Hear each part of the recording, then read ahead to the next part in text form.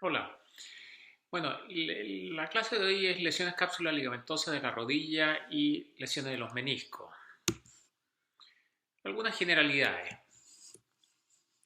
El primer concepto que uno trata de poner cuando uno habla de lesiones cápsula ligamentosa, ¿cuál es el concepto del ligamento? El ligamento es una estructura fibrosa que une los huesos. Ahora, dentro de una articulación. Ahora, esta estructura lo que hace es permitir ciertos movimientos y restringir otros. Y es así como tenemos, por ejemplo, los ligamentos. Aquí vamos a ver, este es el ligamento cruzado posterior, el ligamento cruzado anterior.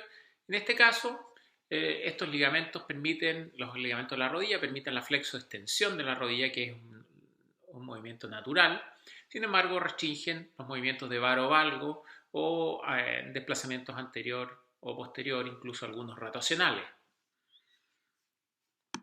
Aquí tenemos el ligamento colateral medial, que permite la flexoextensión, pero si hiciéramos movimientos de varo o valgo, veríamos que estos ligamentos se tensan, restringiendo ese movimiento.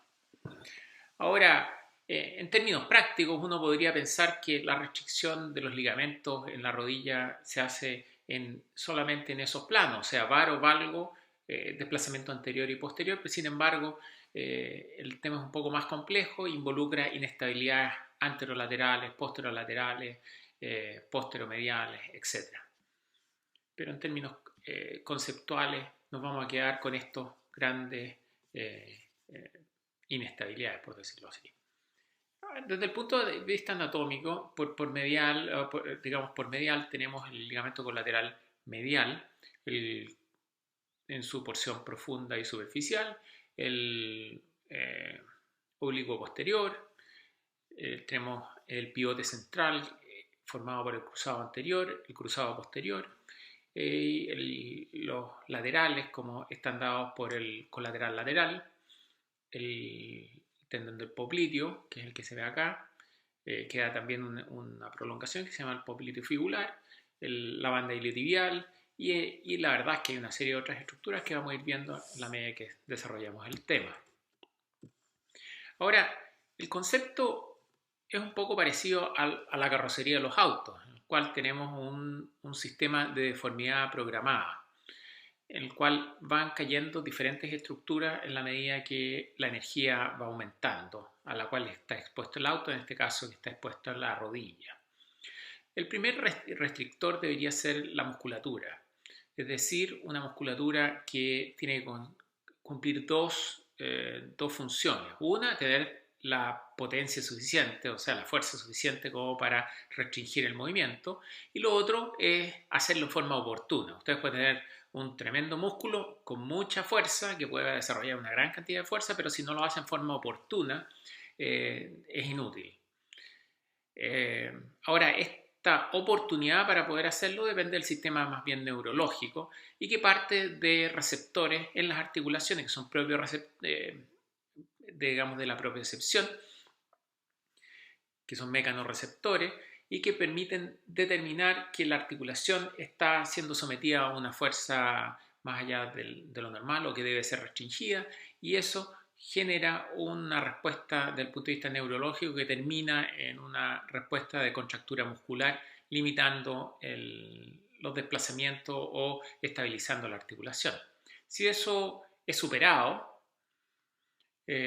podemos tener un ligamento que va a ser evidentemente sometido a la fuerza, que debería poder soportarla. Si es que no logra soportarla, pasa su umbral fisiológico, vamos a tener un esguince grado 1, en el cual vamos a tener algunas roturas microscópicas de fibras de los ligamentos, del ligamento en cuestión, que debería ser el estabilizador primario.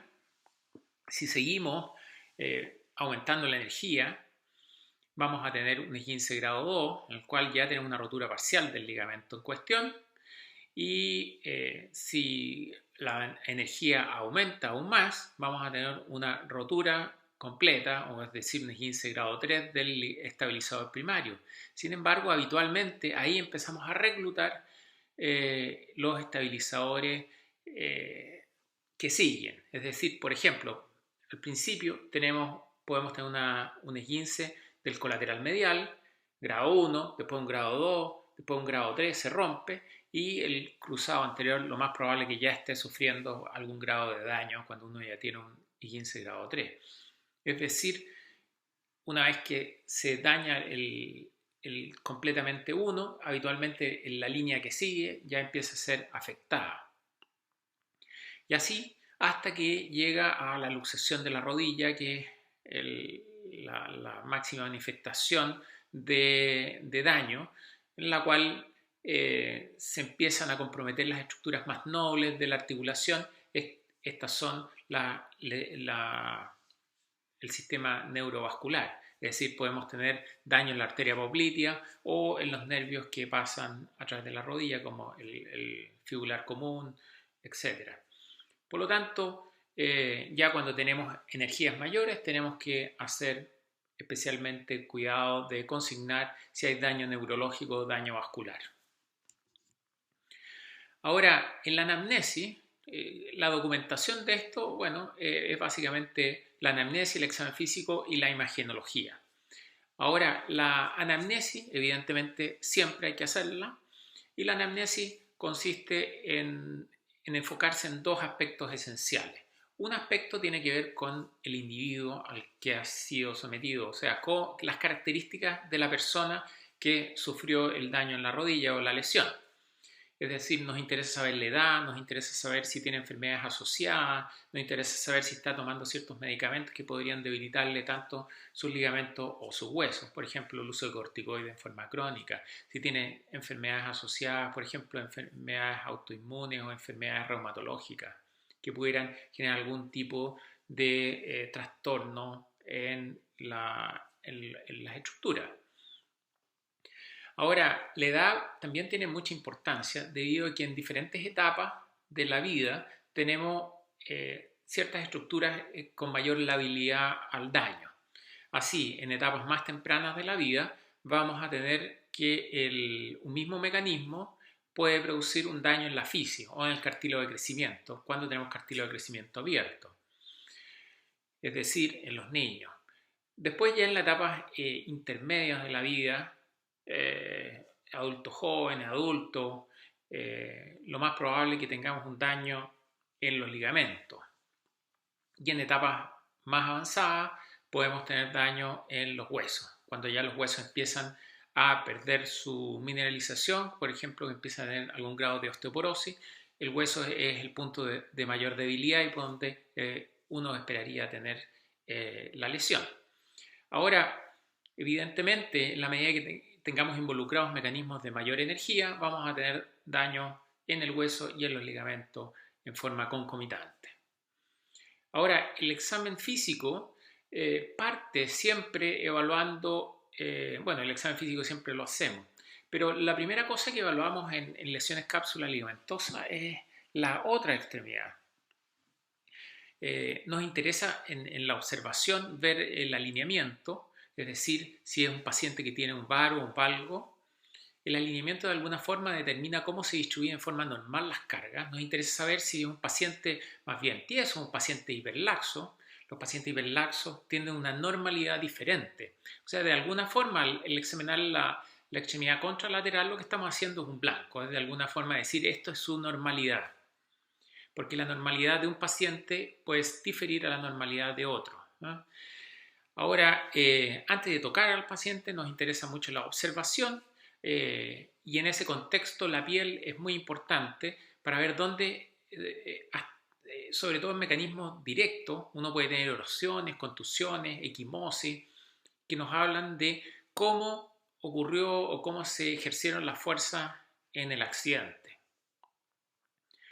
Ahora, y de ahí pasamos a determinar si es que existen o no inestabilidad. Nos interesa el lugar donde están los focos de dolor, digamos, si es medial, si es lateral. Y en relación a los sitios de dolor, nosotros podemos, si tenemos un buen conocimiento de la anatomía, podemos ir de alguna forma haciendo una hipótesis diagnóstica de cuál podría ser la estructura dañada asociada a los factores propios que ya recopilamos de la anamnesis. Ahora, El examen físico, lo que sigue en lesiones cápsula ligamentosas, evidentemente, es hacer lo que se llama una prueba de esfuerzo. Es lo mismo que en las pruebas de esfuerzo que se hacen en cardiología, lo que nosotros tratamos de inducir la inestabilidad. O sea, hacemos un varo, por ejemplo, hacemos un valgo forzado y lo que estamos haciendo realmente es estresar el colateral medial de tal forma que éste restrinja el movimiento. La falta de colateral medial en este caso produciría o un bostezo medial o una inestabilidad en valgo. Así, por ejemplo, si lo que nosotros queremos es determinar si está dañado el ligamento cruzado anterior, vamos a determinar un cajón anterior, o sea, vamos a generar un desplazamiento anterior. Conceptualmente lo que nosotros tratamos de hacer es hacer que manifestar la función que debería tener, y la falta de esta función restrictora del ligamento se va a consignar como una inestabilidad. Ahora, es importante considerar también el documentarlo, tanto escrito como eventualmente considerar filmarlo, debido a que la relevancia para tanto la puesta al día, y sobre todo que muchas veces en la medida que van pasando los días se empieza a generar fibrosis y por lo tanto la misma fibrosis restringe, y al restringir inestabilidades que no teníamos al principio, que evidenciábamos muy bien al principio, en la medida que pasan los días se puede ir perdiendo. Y ese dato es muy importante. En cuanto a la radiología, y generalmente la utilizamos, sobre todo porque nos interesa descartar fracturas, debido a que las fracturas, sobre todo las fracturas articulares, tienen que ser resueltas relativamente temprano, antes que el hueso empiece su proceso de consolidación. O sea, tenemos que lograr la congruencia articular lo antes posible y la estabilización de la articulación. Por lo tanto, cuando estamos sospechando una fractura, evidentemente se impone la radiología. Sin embargo, la radiología para las lesiones cápsula ligamentosas tiene menos utilidad, a excepción de la radiología en las inestabilidades más bien graves, en las cuales lo que queremos hacer son radiografías en estrés. Y estas radiografías lo que hacen es reproducir la inestabilidad y ver si los huesos en realidad pierden congruencia, de alguna forma se manifiestan separaciones.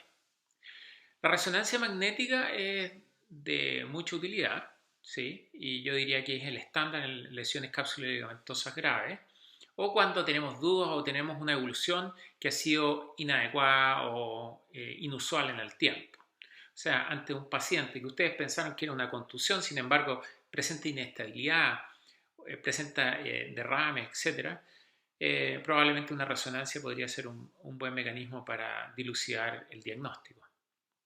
La ecografía, la verdad es que aquí le puse nunca, la verdad es que es muy rara vez, y teniendo resonancia probablemente el nunca sea lo más apropiado. La artrometría se refiere a sistemas que permiten dimensionar la inestabilidad, ya que ustedes con la resonancia lo que tienen es una visión de la anatomía, pero no de la funcionalidad, no necesariamente de la inestabilidad. Entonces la artrometría lo que busca es medir o cuantificar esa inestabilidad. Sin embargo, en la medida que hemos ido conociendo que las inestabilidades más significativas son muchas veces rotacionales, no son en un solo plano, se ha dificultado cada vez más el medirlo. Hay sistemas tanto de navegación que utilizan cámaras o electromagnéticos como el Fast Track que hemos utilizado. Sin embargo, su setup, la puesta a punto para poder hacer la medición, es un poco engorrosa, lo cual lo restringe al plano de la investigación. Bueno, yéndonos ya al tema un poco más específico, vamos a partir con las lesiones del colateral medial, ligamento colateral medial y la esquina posteromedial. En cuanto a la anatomía, digamos, uno se imagina que este es un solo ligamento, sin embargo, si bien es cierto, funciona como un solo ligamento, este es un complejo que está dado por un componente profundo del colateral medial, un componente superficial y el ligamento posterior oblicuo, más el semimembranoso que va atrás. Ahora, la estabilidad también hay algún grado de participación la geometría de los huesos y los mismos meniscos. Pero básicamente la inestabilidad o la estabilidad al valgo forzado está dado por el colateral medial. Y hay un componente también rotacional hacia la rotación interna. Una pieza anatómica donde se ve la porción superficial del colateral medial que va epicóndilo y va bastante más distal en la tibia, y la porción profunda que es más restringida a los bordes de la articulación. Ahora, el colateral medial, en cuanto a ligamento o daño en ligamento, es el más frecuentemente comprometido. Es así que lo vemos muy frecuente en la práctica deportiva, sobre todo en el fútbol, en el cual tiene un mecanismo directo o indirecto en pacientes con genovalgo. Pero básicamente tienen un valgo forzado, lo cual estresa el colateral medial. Ahora, dependiendo un poco de la energía, vamos a tener solamente un compromiso del colateral, o eventualmente vamos a empezar a reclutar otras estructuras que van a seguir restringiendo, como por ejemplo el cruzado anterior o el cruzado anterior más el cruzado posterior. Eventualmente, si el componente compresivo lateral es de una magnitud importante, o sea, el pie estaba apoyado en el suelo y además el paciente era de cierta envergadura, probablemente vamos a tener un daño del menisco lateral también. El fútbol, el esquí. Ahora, hay algunos intentos de prevención, sin embargo, el poner una rodillera con soportes laterales, la verdad es que restringe un poco el rendimiento deportivo, y las medidas de mayor efectividad están en tratar de producir una respuesta muscular más oportuna ante los estreses a los cuales son sometidas las rodillas. Y eso se hace con un programa de entrenamiento más que nada. Y eso ha sido efectivo mucho en el cruzado anterior y también en el colateral medial. El mecanismo de lesión es un valgo forzado. La evaluación, bueno, igual que todo, parte por la inspección, lesiones dérmicas que nos pueden contar cuál fue el mecanismo, el alineamiento del grado de laxitud basal que se hace midiendo en la otra extremidad, haciendo el mismo examen, pero en la otra extremidad. El sitio del dolor es distal, medio, es proximal. El grado de inestabilidad, si tenemos un grado 1, grado 2 o un grado 3. Ahora es importante considerar también que esto lo hacemos en extensión y en 30 grados. Si uno tiene una inestabilidad en 30 grados, tiene una rotura del colateral medial.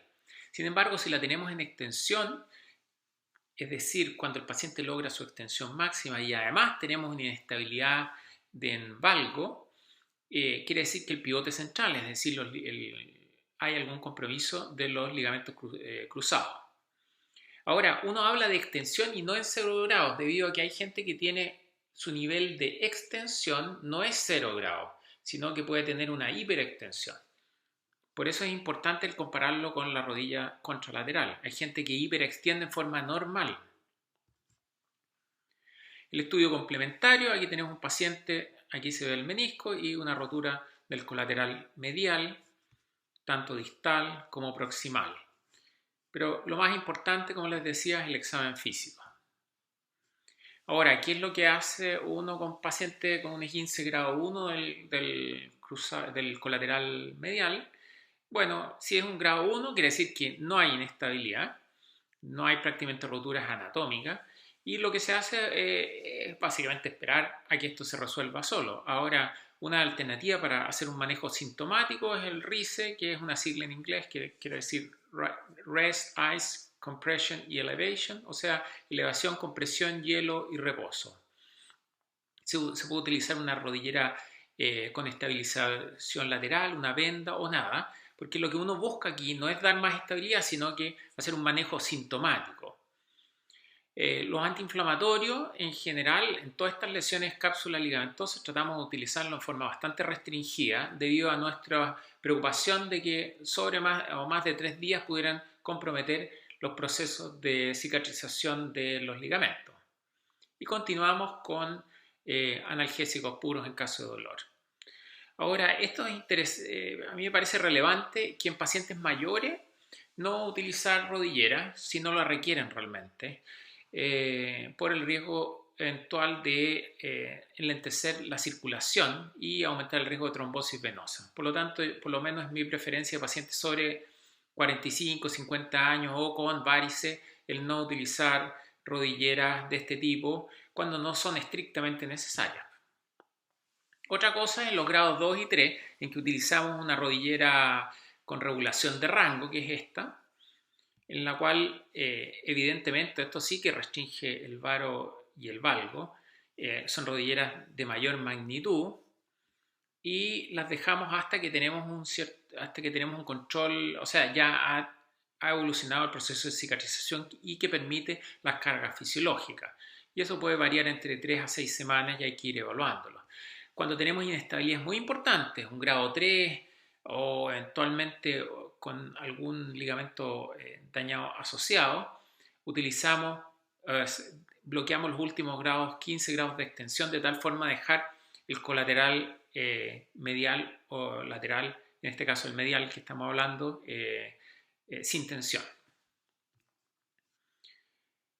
Como alternativa podemos utilizar inmovilización rígida, yesos similares, en forma transitoria, o si es que no disponemos de rodilleras articuladas, ¿eh? Y ejercicios isométricos a tolerancia para disminuir la necesidad. Ahora, ¿cuál es la gracia de utilizar una inmovilización o una rodillera articulada en relación a una inmovilización rígida? Es que de alguna forma adelantamos el proceso de remodelación, o sea, la remodelación se empieza a traslapar mejor con la cicatrización. Si ustedes hacen una inmovilización rígida como el yeso, lo que van a ver es que las fibras de colágeno tienden a quedar desordenadas. Sin embargo, si permiten la flexoextensión, estas fibras de colágeno de la cicatrización van reorientándose según los vectores de fuerza.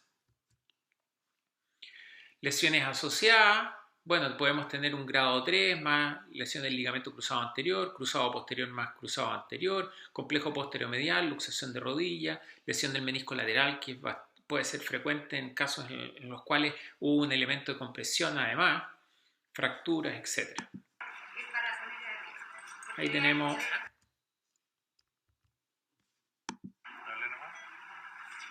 fíjense la inestabilidad en 0 y en 30 grados y además tiene un Lachman, por lo tanto aquí tenemos una lesión asociada de un ligamento colateral medial más un cruzado anterior. En este caso particular hicimos una reconstrucción del colateral medial más el cruzado anterior utilizando un autoinjerto de tendón cuadricipital. Y aquí hay lesiones ya más complejas. Esta es una inestabilidad posteromedial que ya excede un poco. Fíjense cómo la rodilla no solamente se va, sino que rota interno. No solamente tiene valgo, sino que además tiene un componente rotacional. Esto es para documentar de que la verdad es que, si bien es cierto, la gran parte de las lesiones pueden ser en un solo plano, también tenemos inestabilidades que son rotacionales y son básicamente las más graves. Eso en cuanto a colateral medial. Ahora, el colateral lateral y esquina posterolateral es un cuento un poco diferente. ¿Por qué? Porque la importancia anatómica del colateral lateral es bastante menor. Este es un ligamento muy pequeño y la estabilidad está dada más bien por un conjunto de estructuras. Ahora, ¿cuáles son estas estructuras? Y además, para complicar más, estas estructuras no siempre son iguales en todos los pacientes. Así tenemos el colateral lateral aquí en verde, tenemos el tendón del popliteo, el músculo del popliteo que da su tendón aquí y queda un poquito más adelante el colateral lateral donde termina en el fémur. Y además da una prolongación que se llama el popliteo fibular, el ligamento popliteo fibular, que es la unión entre el tendón del popliteo y la cabeza del peroné. Así tenemos el fabelo fibular, el arcuato, es decir, un conjunto de estructuras que constituyen lo que se llama la esquina posterolateral y que está encargada de esto. No solamente esto. Y además tenemos estructuras más superficiales como la banda iliotibial y el tendón del bíceps femoral. Ahí está esta estructura también que es el peroneo común o el fibular común, que es el nervio, y que muchas veces en estas inestabilidades posterolaterales graves se ve comprometido y tenemos daño y por lo tanto un déficit neurológico. Ahora, estas estructuras lo que hacen es controlar el varo y la rotación externa. Recuerden, el otro controla el valgo y la rotación interna. Ahora, este es frecuentemente asociado a patrones lesionales más graves. Aquí este más bien un esquema para tener un esquema básico. Sin embargo, esto que se ve así no es tan así, sino que el ligamento es bastante más pequeño y esta estabilidad lateral depende de las otras estructuras que les he nombrado también. Y pasa lo mismo este sistema de deformidad programada en que uno parte con un ligamento, pero en la medida que la fuerza o la energía empieza a incrementarse, empieza a reclutar otros ligamentos hasta que puede llegar a la luxación de rodilla. El examen físico, bueno, como les decía, las lesiones dérmicas nos pueden contar el mecanismo, igual que en el otro ligamento, el colateral medial. Aquí nos pueden contar, aquí hay un daño o hubo un golpe directo en la cara medial de la rodilla, en la cara medial de la tibia o de la pierna proximal, que condicionó un valo, y el examen físico, fíjense en el ángulo que logra debido a la falta de estabilización lateral. Las equimosis también por sangramiento de las estructuras que fueron lesionadas. Aquí también vemos un varo en 0 y 30 en extensión, o entre comillas 0 grados, recuerden que no es 0, sino que dependiendo del paciente, y 30 grados, inestabilidad 30 grados, rotura del ligamento colateral lateral, y inestabilidad ya en extensión, allá hay un compromiso del complejo posterolateral y probablemente de los ligamentos o parcialmente de los ligamentos cruzados. La otra cosa que uno tiene que evaluar es el componente rotacional. Para evaluar el componente rotacional hay varios tests, pero básicamente lo mismo. Lo que nos interesa es saber si la rotación externa está normal o está aumentada. Este es el test más clásico. Aquí estoy haciendo en un paciente, estoy examinando la rotación. Fíjense la simetría que hay entre uno y otro. Y lo que uno busca es si es que hay más de 10 grados en relación al contralateral. Ahora, el dial test, que es este test, que es igual que el dial de la radio, digamos, se saca en 30 grados de flexión de rodilla y si es positivo, indica que hay una lesión del complejo posterolateral, y si es positivo en 90 grados, quiere decir que además está comprometido el ligamento cruzado posterior. Tenemos también el cajón posterolateral, que es otra alternativa para sacarlo, el cual lo que uno hace es que si este es lo que se denomina un movimiento acoplado. ¿Qué es lo que es un movimiento acoplado? Es un movimiento que no debería darse, porque cuando yo, por ejemplo, hago un cajón posterior, yo debería esperar un movimiento, el mismo vector de la fuerza que yo estoy ejerciendo, o sea, hacia posterior. Sin embargo, cuando tengo un cajón posterolateral, yo hago una fuerza hacia posterior y además se produce un componente rotacional externo. Yo no estoy rotando externo, estoy solamente empujando hacia atrás, pero se produce un movimiento acoplado que se llama. Ahora, la imagenología, bueno, siempre, la radiología simple AP y lateral y la resonancia magnética, y dependiendo del caso, sobre todo en casos de mayor envergadura, uno puede hacer una radiografía en estrés, es decir, de alguna forma reproduzco el mecanismo, hago un valgo y veo la distancia que hay entre los huesos, y evidentemente si hay una distancia aumentada voy a determinar de que esto está complicado y que tiene el ligamento que debería restringir la separación entre los huesos no está funcionando, en este caso el complejo posterolateral. Y además puedo hacer escáner para buscar lesiones. Recuerden que cuando ustedes tienen un mecanismo de valgo, ustedes tienen tensión y por lo tanto rotura del ligamento, pero también tienen un fenómeno de compresión por medial, lo cual puede generar lesiones compresivas tanto en el platillo tibial como en el cóndilo medial. Platillo tibial medial, como en este caso, que es una fractura del platillo tibial medial, anteromedial, o eventualmente lesiones compresivas. Fíjense que aquí lo otro que vemos con bastante frecuencia cuando vemos mecanismos de varo forzado es el edema óseo en la resonancia. El tratamiento es muy parecido. Si usted tiene un grado 1, o sea, más bien dolor en trayecto, pero sin ningún tipo de inestabilidad o un daño menor, el tratamiento es básicamente el mismo que el colateral medial. El grado 2 sigue siendo el mismo. Y el grado 3 es donde empieza un poco el tema, pensar en el compromiso del complejo posterolateral y manejarlo como tal. Si ustedes ya tienen una estabilidad, probablemente ya requieran mayor criterio para determinar si es que hay lesiones asociadas. Y hay que considerar la cirugía en el caso de las avulsiones óseas de la cabeza. A ver, la cirugía en sí consiste en la reubicación en caso de avulsión. Avulsión se entiende como los ligamentos, lo que hacen es unir huesos. Cuando el ligamento es sometido a una fuerza desmedida, se puede romper el ligamento o puede arrancar un hueso. Este arrancamiento del hueso se refiere a una avulsión. Las avulsiones en general uno tiende a reinsertarlas. En el caso aquí, por ejemplo, hay una imagen de una cirugía en la cual tenemos aquí el peroneo, el fibular común, el nervio, dando la vuelta, y aquí está la cabeza del peroné avulsionada. Y por lo tanto aquí lo que se hace es reinsertar. Al reinsertar la avulsión de la cabeza del peroné, lo que ustedes están reinsertando en este caso, estarían reinsertando el colateral lateral, el popliteo fibular y el bíceps, el tendón del bíceps, todo en un solo gesto. Ahora, reconstruir o aumentar, bueno, ahí va dependiendo un poco de las lesiones. ¿Ah?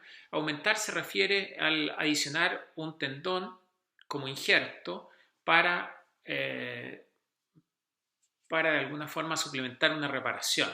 Ahora, cuando uno tiene que reconstruir o aumentar, cuando en general son lesiones corporales de los ligamentos específicamente laterales, en los cuales uno sospecha. Ahora, sospecha que lo más probable es que haya una cicatrización a base de fibrosis, y esta fibrosis en una primera etapa lo deja bastante estable, sin embargo que con el tiempo tiende a ceder y por lo tanto es mejor aportarle algún injerto de tal forma de mejorar la estabilidad a largo plazo. Es importante también considerar el alineamiento debido a que, por ejemplo, si ustedes tienen un paciente con un varo muy importante constitucional y ustedes hacen una reparación o una reconstrucción, los pacientes con varo en general es mucho mayor la tensión por lateral y la compresión por medial. Por lo tanto, podrían la reparación ir al fracaso debido al alineamiento previo del paciente. Y en ese caso hay que considerar una osteotomía de realineamiento como adicional. Aquí es un paciente de nuestra casuística en la cual le hicimos, aquí está el túnel de una reconstrucción del posterolateral asociada a una osteotomía con una placa de Upodu, que es una osteotomía valguizante, con lo cual corregimos el alineamiento y disminuimos la tensión a la cual va a ser sometida el injerto. Aquí tenemos otro paciente de nuestra casuística, fíjense en la separación que hay en los huesos, aquí claramente no hay nada que esté restringiendo y además una fractura marginal del cóndilo. Ahora, ¿qué es lo que se puede asociar? La verdad es que complejo posterolateral, grado 3 del colateral lateral más complejo posterolateral, cruzado anterior, cruzado posterior, cruzado anterior más posterior o llegar a su máximo, que es la luxación de rodilla. Podemos tener fracturas también y lesiones meniscales asociadas. Ahora, estas lesiones son frecuentes, básicamente en relación en general de los colaterales, las lesiones de los colaterales son frecuentes, mucho más frecuente la lesión del colateral medial. Es importante una buena evaluación clínica, sobre todo el examen físico es irreemplazable y no se puede, la resonancia no reemplaza la evaluación de las inestabilidades. El alineamiento normal y la evaluación de la rodilla, el contralateral también es esencial para saber cuál es la normalidad del paciente y cuán alejado de esa normalidad está. Y siempre sospechar lesiones asociadas que son críticas para el manejo. Si ustedes tienen un paciente y ustedes creen que es solamente el colateral lateral, pero tenía una posterolateral, probablemente esté perdiendo el cuarto de hora para tomar medidas quirúrgicas para su... O sea, por ejemplo, una reparación podría haberse hecho en un momento. Hay procedimientos que tienen que ser hechos en un cierto tiempo, sobre todo lo que son fracturas. ¿Ah? Ahí el tiempo tiene que ser precoz para la toma de decisiones y la resolución, ya que el hueso igual va a pegar de alguna forma y va a costar. O sea, todo lo que es reparación tiene que ser hecho con mucha prontitud y por lo tanto el diagnóstico tiene que ser hecho en forma oportuna.